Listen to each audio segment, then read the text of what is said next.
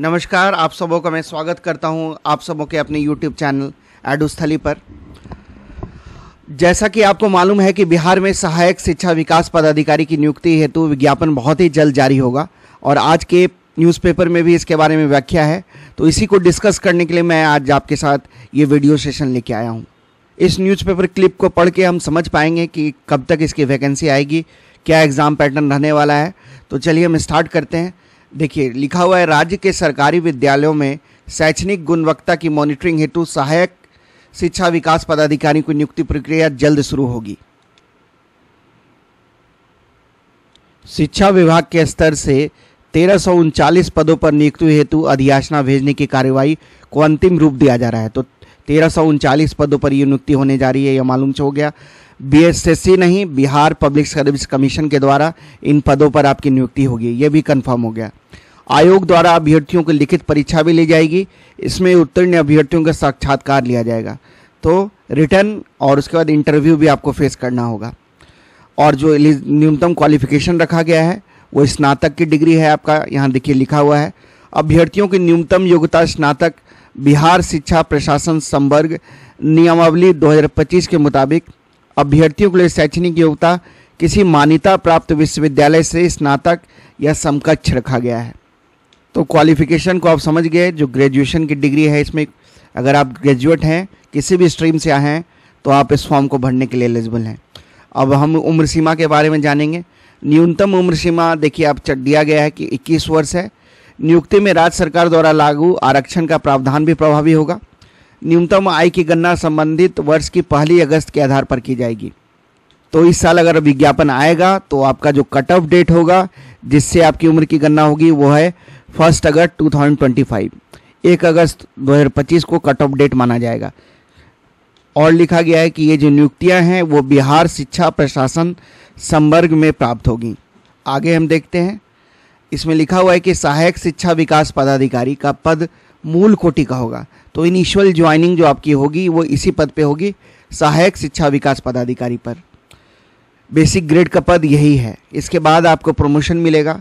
इस पद पर नियुक्ति होने वालों की प्रोन्नति शिक्षा विकास पदाधिकारी के पद पर होगी। बाद में आपकी कुछ सालों के बाद आप प्रमोट होके शिक्षा विकास पदाधिकारी बन जाएंगे। सीधी भर्ती से नियुक्ति सहायक शिक्षा विकास पदाधिकारी की वरीयता का निर्धारण आयोग की मेगा सूची के आधार किया जाएगा। तो आपकी जो मेरिट लिस्ट बनेगी वही आपकी वरीयता डिसाइड करेगी। जितना हायर रैंक आप एग्ज़ाम में प्राप्त करेंगे, आपकी वरीयता का जो पैमाना होगा वो वही होगा। और जैसा कि आपको मालूम है कि जो भी जॉब में आप सेलेक्ट होते हैं तो एक प्रोविज़न पीरियड होता है। तो इसमें जो प्रोविज़न पीरियड है वो मात्र 1 सालों का है। यहाँ लिखा हुआ है, सहायक शिक्षा विकास पदाधिकारी पर नियुक्त कर्मियों की परिवीक्षा अवधि योगदान की तिथि से 1 वर्ष के लिए होगी। परिवीक्षा अवधि में सेवा संतोषजनक नहीं पाए जाने की स्थिति में परिवीक्षा अवधि का विस्तार अगले 1 वर्ष के लिए किया जा सकेगा। तो अगर आपका सेटिस्फैक्ट्री नहीं रहा परफॉर्मेंस ज्वाइनिंग से 1 सालों के भीतर, तो आपकी जो प्रोविज़न पीरियड है उसको 1 सालों के लिए और एक्सटेंड कर दिया जाएगा। यदि विस्तारित अवधि में भी सेवा संतोषजनक नहीं पाई जाएगी तो नियुक्ति प्राधिकार ऐसे कर्मियों को सेवा मुक्त कर सकेगा। तो अगर आप डिसिप्लिन नहीं है, मान लीजिए आप बिना छुट्टी लिए ही आप अपना फील्ड छोड़ के चले जाते हैं या फिर और कोई इनडिसिप्लिन वाला एक्ट करते हैं, तो आपकी जो सर्विस है वो आपको टर्मिनेट कर दिया जाएगा सर्विस से। क्योंकि प्रोविज़न का जो पीरियड होता है उस समय आपको बहुत ही ध्यानपूर्वक अपनी जॉब करनी होती है। आपको ध्यान रखना पड़ता है कि आपसे कोई गलती ना हो। और आगे लिखा हुआ है कि नियुक्त सहायक शिक्षा विकास पदाधिकारियों को यथा निर्धारित विभागीय परीक्षा उत्तीर्ण होना अनिवार्य होगा। उसके बाद आपका डिपार्टमेंटल एग्जाम्स होगा, जिसमें आपको जो भी इस जॉब के संबंधित जो एग्ज़ाम हैं, इस जॉब के संबंधित जैसे शिक्षा आपका एडुकेशन का पेपर होगा, आपका कंप्यूटर का जांच होगा, उसके बाद आपका हिंदी की परीक्षा होती है, फिर अकाउंट्स विद बुक और विदाउट बुक वाला पेपर आपको क्वालिफाई करना होगा। तो इन सब पेपर्स को आप क्वालिफाई करेंगे तब आपकी जो सर्विस है वो कंफर्म होगी और तभी आपको इंक्रीमेंट का भी लाभ मिलेगा। विभागीय परीक्षा के विषय, पाठ्यक्रम एवं प्रक्रिया का निर्धारण राजस्व परिषद द्वारा विभाग के परामर्श से किया जाएगा। तो जो सिलेबस है वो राजस्व परिषद द्वारा डिटरमिन किया जाता है, डिपार्टमेंटल एग्जाम वाला, और वही डिपार्टमेंटल एग्जाम्स को कंडक्ट भी करवाती है। प्रोन्नति पर विचारार्थ न्यूनतम काल अवधि एवं अन्य शर्तें वही होगी जो राज्य सरकार द्वारा समय समय पर निर्धारित की जाएगी। और प्रमोशन का जो पैमाना होगा वो राज्य सरकार इसके लिए डिसाइड करती है। बेसिकली 8 साल 9 साल के बाद आप एक तरह से प्रमोट हो पाएंगे, मान लीजिए। उम्र सीमा को आप थोड़ा विस्तार में जान जाएं। एज लिमिट मैंने बताया कि जो मिनिमम एज लिमिट है वो 21 साल है, और मैक्सिमम एज लिमिट जो रहेगी जनरल वाले कैंडिडेट्स के लिए वो 37 साल रहेगी। जनरल फीमेल के लिए 40 साल, ओबीसी मेल फीमेल के लिए 40 साल, SC ST मेल फीमेल के लिए जो मैक्सिमम एज लिमिट रहेगी वो 42 ईयर्स, और कट ऑफ डेट जो मैंने बताया 1 अगस्त 2025 आपकी कट ऑफ डेट रहेगी। सिलेबस जो इसका रहने वाला है आपका प्रीलिम्स और मेंस दोनों आपका होगा। उसके बाद आपको इंटरव्यू भी फेस करना होगा। 71वीं बीपीएससी में ये एग्ज़ाम जुड़ने की बात हो रही है, लेकिन इसकी संभावना बहुत ही कम है। ये फ्रेश अलग से विज्ञापन इसका जारी किया जाएगा बीपीएससी द्वारा, आप मान के रहिए यही होगा। तो इसमें पहले प्रीलिम्स की आपकी परीक्षा होगी, उसके बाद आपका मेंस होगा, और उसके बाद आपको इंटरव्यू भी फेस करना होगा। और जो परीक्षा का पैटर्न होगा वो बहुत ज़्यादा संभावना है कि ऑब्जेक्टिव पैटर्न पे ही इसका एग्ज़ाम होगा, चाहे वो प्रीलिम्स हो या फिर मेंस हो। इसका सिलेबस क्या होगा ये अभी कंफर्म नहीं है, लेकिन आप बीपीएससी पीटी का जो सिलेबस है उसको एक पेपर के रूप में आप फॉलो कर ही सकते हैं, जिसमें आपका बिहार करंट अफेयर्स,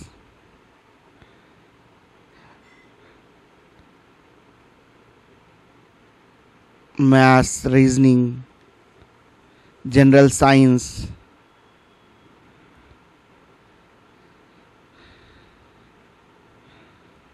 और हिस्ट्री, पॉलिटी, इकोनॉमिक्स, ज्योग्राफी, इन सारे चीज़ों को आप फॉलो करें, पढ़ते रहें। बिहार करंट अफेयर्स के लिए आप हमारी प्लेलिस्ट बनी हुई है, मंथली करंट अफेयर्स आपको हमारे चैनल पे मिल जाएगा। इकोनॉमिक्स के ऑब्जेक्टिव क्वेश्चंस को भी मैं करवा रहा हूं, जो भी आगामी परीक्षाएं हैं बिहार में उनके लिए वहाँ से क्वेश्चंस आपको ज़रूर देखने को मिलेंगे। उसको भी आप फॉलो करें, हमारी प्लेलिस्ट आपको मिल जाएगी economics most important objective questions करके। उसको भी आप ज़रूर देखें उन वीडियोस को एग्ज़ाम से पहले। हो सकता है कि क्योंकि शिक्षा विभाग से जुड़ी हुई वैकेंसी है तो आपका CDP का भी पेपर रहे, चाइल्ड डेवलपमेंट एंड पेडागोगी का पेपर इसमें रहे, लेकिन ये कंफर्म अभी नहीं है। आप सिलेबस आने दीजिए, उसके रिगार्डिंग जैसे ही आता है मैं आपको डिटेल्ड फिर सिलेबस एक्सप्लेन कर दूंगा। अभी आप जो बेसिक सब्जेक्ट है आपका, जो भी GS का पेपर है उसको आप रिवाइज करते रहिए, क्योंकि हो सकता है कि CDP का पेपर नहीं हो या फिर हो, अभी कुछ भी कहना सटीक संभव नहीं है। लेकिन जो जनरल पेपर्स हैं, history, geography, economics, polity, maths, reasoning, Bihar current affairs, national current affairs, इन चीज़ों को आप पढ़ते रहें, रिवाइज करते रहें। कब तक इसकी अधियाचना आने की उम्मीद है, वैकेंसी कब तक आ जाएगी आपकी? तो जून माह तक आपकी वैकेंसी आ जाएगी। यह आप मान के रखिए कि या तो लास्ट वीक ऑफ मई या फिर जून में आपकी वैकेंसी आ जाएगी। क्या सैलरी रहने जा रही है आपको? सैलरी आपको लेवल 6 की तो मिनिमम रहेगी ही रहेगी। ग्रुप बी का पद है ये, तो 4200 ग्रेड पे तो मिनिमम आपकी सैलरी रहेगी। हो सकता है कि लेवल 7 भी हो जाए आपकी सैलरी। इसके लिए अभी आप वैकेंसी के आने का, एडवर्टीजमेंट के आने का इंतजार कीजिए, लेकिन मिनिमम जो आपकी सैलरी रहेगी वो 4200 ग्रेड पे जरूर रहेगी। ये तो कंफर्म है, क्योंकि वो ग्रेजुएट लेवल की वैकेंसी है, उसमें भी PT प्लस मेंस है प्लस फिर इंटरव्यू है, तो इससे नीचे ग्रेड पे तो आपका जाएगा नहीं, ये कंफर्म मान के आप चलिए। तो आप समझ गए कि असिस्टेंट एजुकेशन डेवलपमेंट ऑफिसर की वैकेंसी BPSC के द्वारा बहुत ही जल्द अब आपको देखने को मिलेगी। इसका मेन काम क्या होगा इस ऑफिसर्स का कि इंस्पेक्शन करना, मॉनिटरिंग करना स्कूलों का, स्कूलों में जो भी योजनाएं चलाई जा रही हैं, चाहे वो मिड डे मील हो या फिर शिक्षा की जो गुणवत्ता है, टीचर्स का अटेंडेंस हो गया, इन सारी चीज़ों को एश्योर करवाना थ्रू मॉनिटरिंग एंड इंस्पेक्शन करके, और उसको फर्दर अपने वरीय पदाधिकारियों को तक रिपोर्ट करना। यही बेसिक काम है आपका। मेन काम शैक्षणिक गुणवत्ता की मॉनिटरिंग करना है आपका। तो आप यही था जो मुझे शेयर करना था इस वैकेंसी के रिगार्डिंग। और भी अगर कुछ आपका डाउट्स है तो आप कमेंट में हमसे पूछ सकते हैं, और आप हमारे चैनल से जुड़े रहें। आगे भी इस वैकेंसी के बारे में जैसे ही अपडेट्स आता है मैं वीडियो अपने चैनल पे लाऊंगा। और अब बिहार करंट अफेयर्स हमारे चैनल पे है, उसको और आप ज़रूर देखें। वो जो भी आगामी परीक्षाएं हैं वहाँ से आपको क्वेश्चंस देखने को अवश्य मिलेंगे। वीडियो को देखने के लिए सबको धन्यवाद। जय हिंद।